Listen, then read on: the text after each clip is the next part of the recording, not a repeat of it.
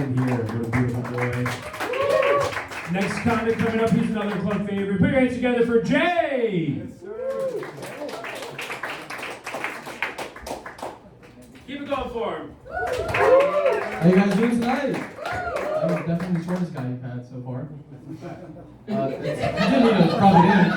This is just a way of life, man. I didn't choose this. It's okay.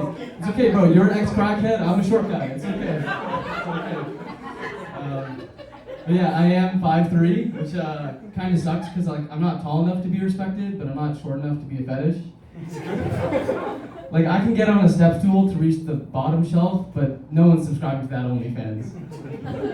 I recently turned 25, so I feel like a proper adult now. Frontal lobe is there. You guys are definitely legal. That's good. But I just turned. I did my family's taxes. You know, I have a cute dog. I made sure my mom scheduled my annual physical and my dental cleaning. Like, what is that? Oh, sure, yeah. I got good hygiene, yeah. But it's really interesting though, being 25, you know, especially moving back to New York, because dating's been really interesting. Like, you're trying to find yourself, people are trying to find out about you. And I found out that the only person that really would ever love me for me, inside and out, no matter the color of my skin, is the TSA. Because they know what they want, right? Like, when I'm going on these dates, I gotta answer so many questions, like, who are you? What are you doing here? How did you get into my apartment? Like, a lot of these random questions you don't need answers to. That's crazy, yeah. That's crazy, I actually lost my train of thought there, that's crazy. But when it goes to the TSA, they know what they want. As soon as they see my tan skin and my beard, it's a match made in heaven. That's a lot, right?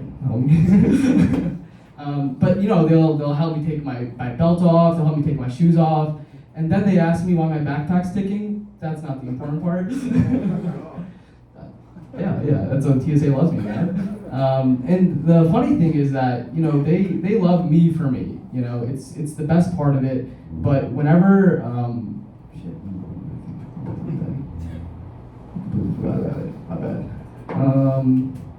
We'll just skip that part. They always say it's a random search, but I always thought it was love at first flight. It was always love at first flight.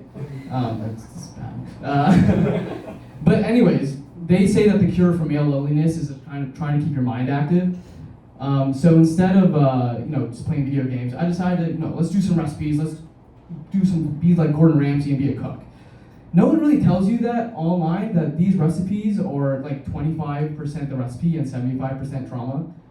Like, I don't need to hear how you made this goulash for your wife's second abortion. Like, it's not like she had appetite anyways, right?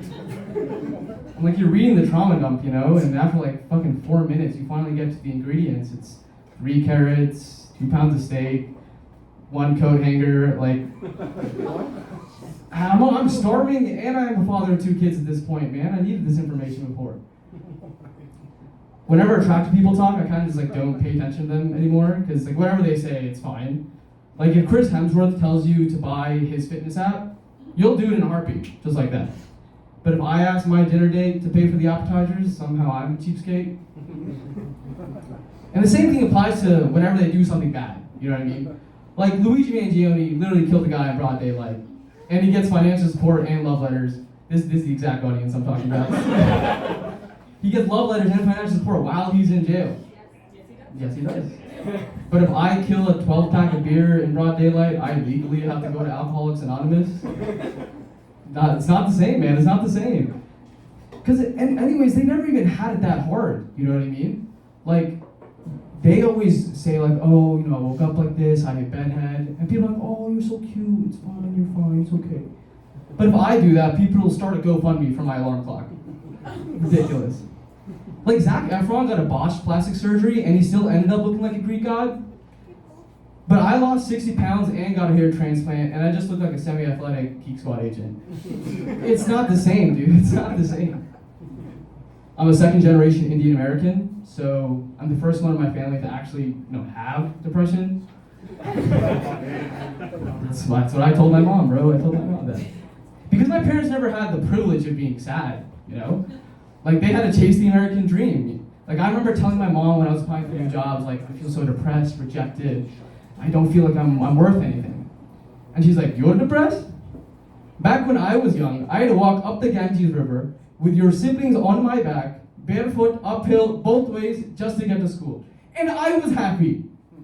Fucking, it's not Nam over there. We have to cross the Pulaski Skyway now. It's nothing crazy.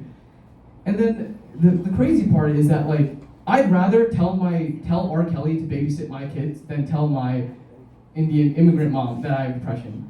Because at least R. Kelly's gonna show those kids some sort of love, right? That's me. Thank you guys so much.